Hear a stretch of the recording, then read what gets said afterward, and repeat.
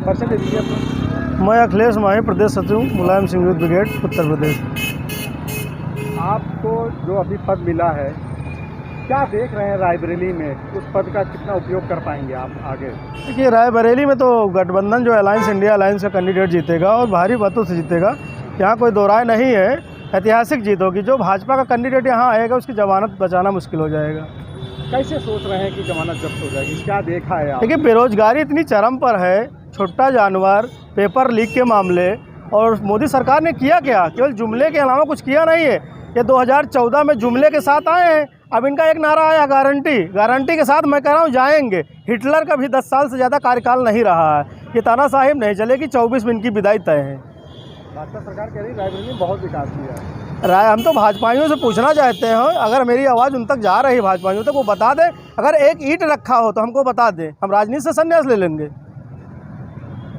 Youth कहाँ देख रहे हैं आप? देखिए, जितना ज़्यादा यूथ जो है समाजवादी पार्टी में से जुड़ा है, उतना कहीं नहीं जुड़ा है, क्योंकि समाजवादी पार्टी के कथनी और करनी में कोई अंतर नहीं है।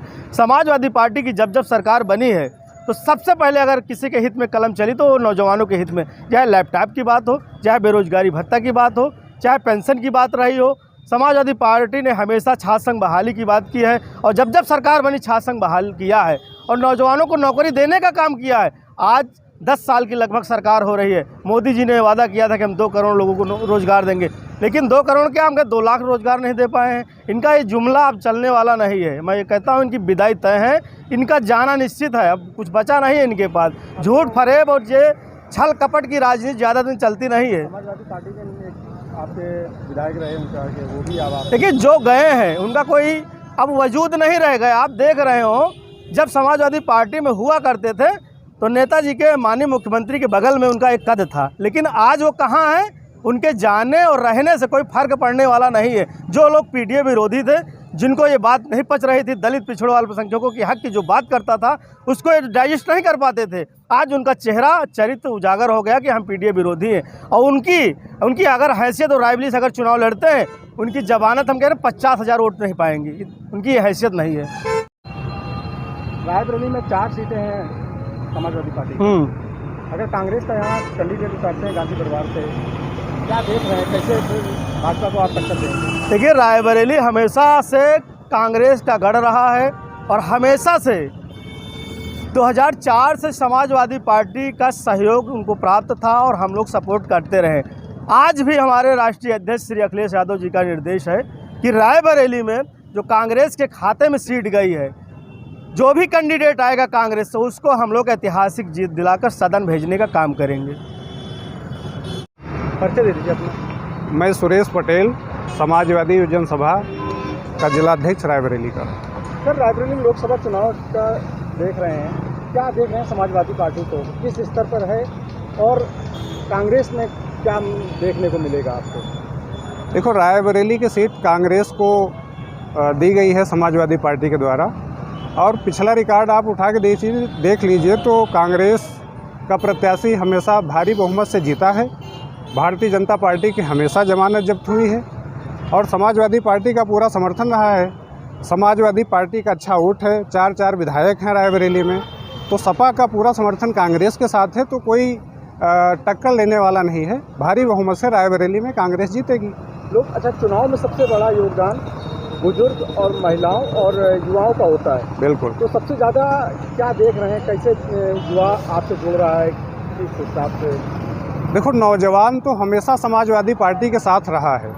चूँकि नौजवानों के लिए काम करने की बात अगर देखी जाए तो पूरे उत्तर प्रदेश में हमेशा जब समाजवादियों की सरकार रही है, चाहे वो कन्या विद्याधन के मामले में रहा हो, चाहे लैपटॉप देने के मामले में रहा हो, चाहे बेरोजगारी भत्ता देने के मामले में रहा हो, चाहे शिक्षा से संबंधित बात रही हो, चाहे नौजवानों को रोजगार देने की बात रही हो। हमेशा समाजवादियों ने, समाजवादी सरकार ने नौजवानों के लिए बढ़ चढ़ के काम करने का काम किया, इसलिए हमेशा नौजवान समाजवादी पार्टी के साथ ही रहा है।